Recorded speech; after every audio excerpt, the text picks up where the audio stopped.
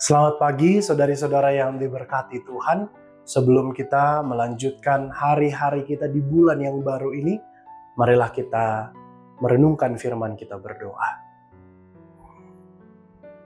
Damai sejahtera Allah yang melampaui segala akal, itulah yang memelihara hati dan pikiranmu di dalam Kristus Yesus Tuhan kita. Amin.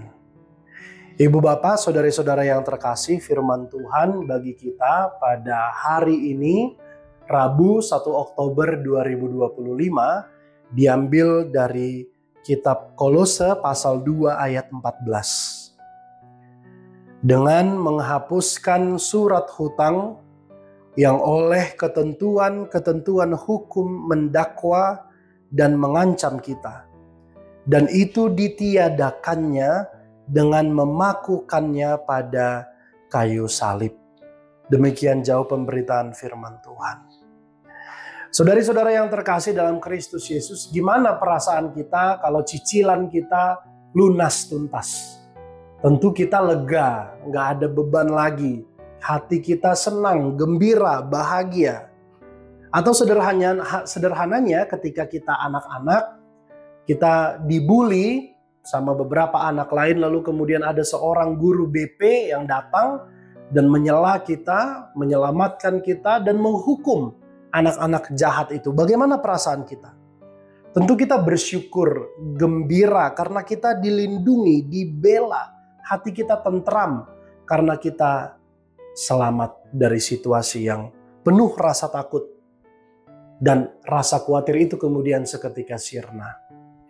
Ibu bapak, saudari-saudara yang terkasih, demikianlah pesan yang ingin disampaikan Rasul Paulus pada ayat kita hari ini kepada jemaat Kristen di Kolose. Ada darah Tuhan Yesus yang tercurah di kayu salib, itulah yang kemudian membebaskan manusia dari dosa-dosa. Dan di sini dikatakan dosa itu seperti daftar utang kita yang harus kita bayar, tetapi sudah ada Kristus melalui kematiannya, kebangkitannya, dan kenaikannya ke sorga. Kita dibebaskan, dimerdekakan, dan diselamatkan.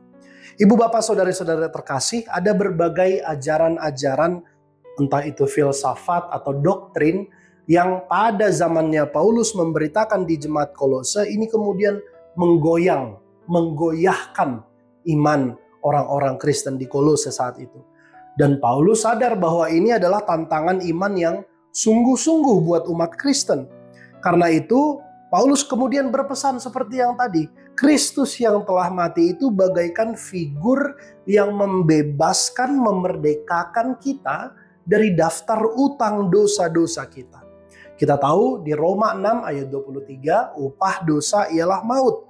Tetapi karena Kristus telah tersalib, mati dan bangkit kembali, kemudian naik ke sorga, kita kemudian dipantaskan untuk berada dalam journey yang sama, dimurnikan, terbebas dari daftar utang dosa kita di dunia, dan asalkan kita mau pegang teguh iman Kristen kita, iman kepada Kristus, kita akan bersamanya di Firdaus kelak.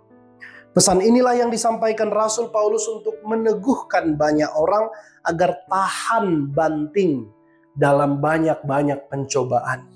Saudara-saudari yang diberkati Tuhan, kita pun sebetulnya bisa saja menghadapi banyak kesulitan yang sama.